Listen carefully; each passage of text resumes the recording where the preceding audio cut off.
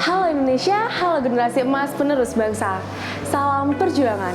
Perkenalkan, saya Grisala Pranatahta sebagai Duta Kampus SDGs Universitas Jember 2022 siap berkontribusi dalam perwujudan aksi melalui program unggulan yang saya miliki, yaitu WANI, Wanita Berani, yang merupakan sebuah komunitas pemberdayaan perempuan yang peduli terhadap kekerasan, pelecehan seksual, dan juga pernikahan dini.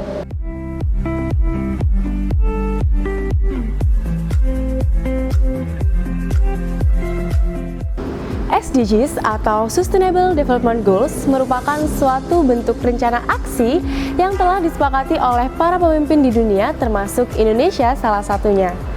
SDGs ini berguna untuk mengurangi segala bentuk kemiskinan, mengurangi kesenjangan, dan melindungi lingkungan.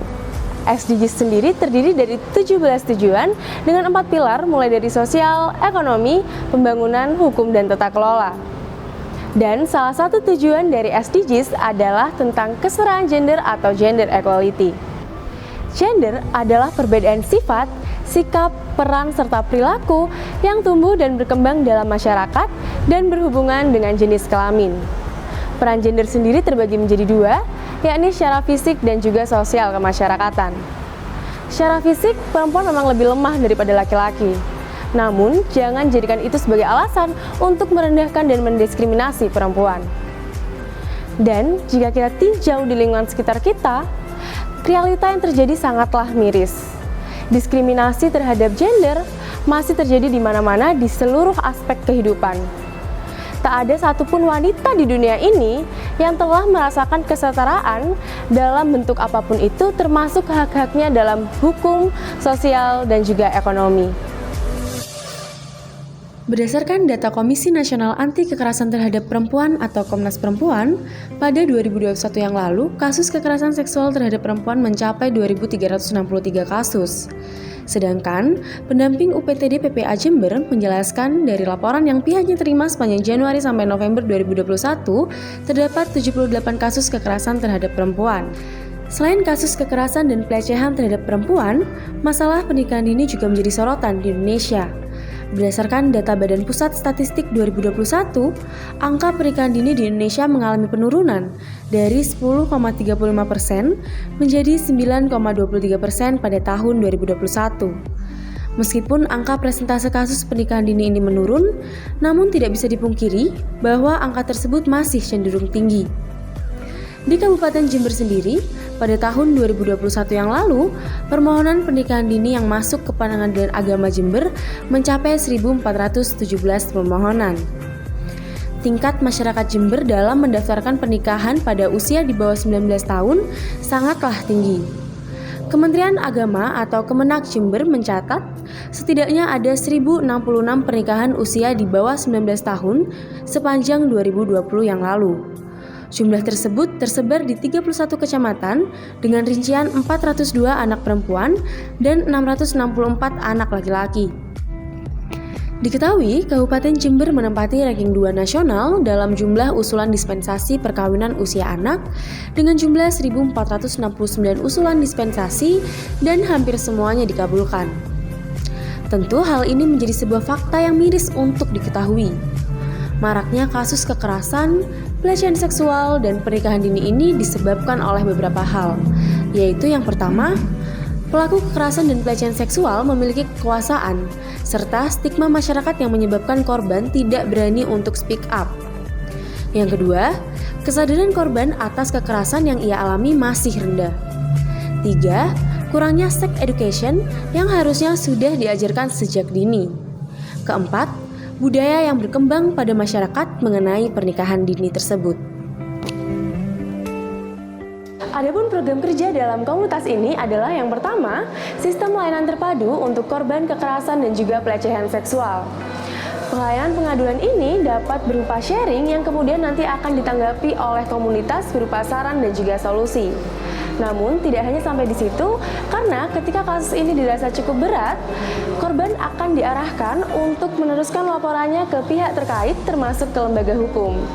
Dan korban juga akan didampingi untuk pemulihan psikisnya yang akan ditangani langsung oleh pakarnya. Selain ketiga hal tersebut, komunitas ini juga memiliki pemrograman wanita karir yang merupakan dukungan untuk para wanita ini bisa mandiri secara finansial. Nanti akan ada pengembangan juga pelatihan untuk wanita-wanita tersebut supaya dapat berpenghasilan.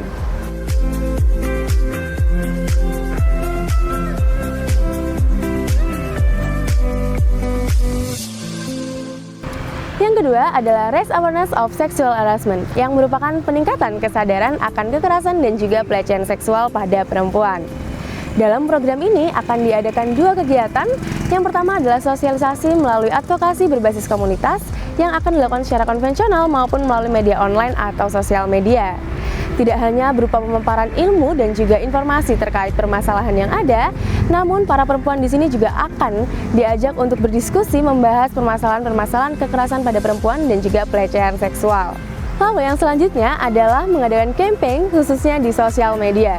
Campaign ini dapat berupa postingan yang berbentuk informasi dan juga dukungan untuk para korban kekerasan dan juga pelecehan seksual. Selanjutnya, yang ketiga adalah sosialisasi mengenai sex education. Mengingat sex education ini merupakan suatu hal yang penting untuk dipelajari, maka akan ada sosialisasi mengenai hal tersebut, baik secara konvensional maupun melalui media sosial dengan mengikuti perkembangan zaman yang ada, seperti podcast, lalu juga live Instagram, dan lain-lain. Yang terakhir atau yang keempat adalah Cultural Engineering of Child Marriage. Jadi, pernikahan dini dapat berpotensi untuk mengguncang kesehatan reproduksi hingga mental pelakunya. Hal ini tentu sangat berbahaya dan mengerikan. Maka dari itu, komunitas ini akan melakukan sosialisasi untuk memberikan pemahaman dan juga menekan Undang-Undang Nomor 16 Tahun 2019 tentang perkawinan dini tersebut. Selain berbahaya untuk kesehatan dan kondisi pelaku, pernikahan dini juga mengancam kemajuan bangsa. Karena dengan adanya tindakan tersebut, maka akan banyak anak yang putus sekolah atau tidak melanjutkan sekolahnya. Hal ini tentu berpengaruh pada kualitas SDM yang ada. Maka dari itu akan ada edukasi mengenai bahaya pernikahan dini yang akan dilakukan secara konvensional maupun melalui campaign di sosial media.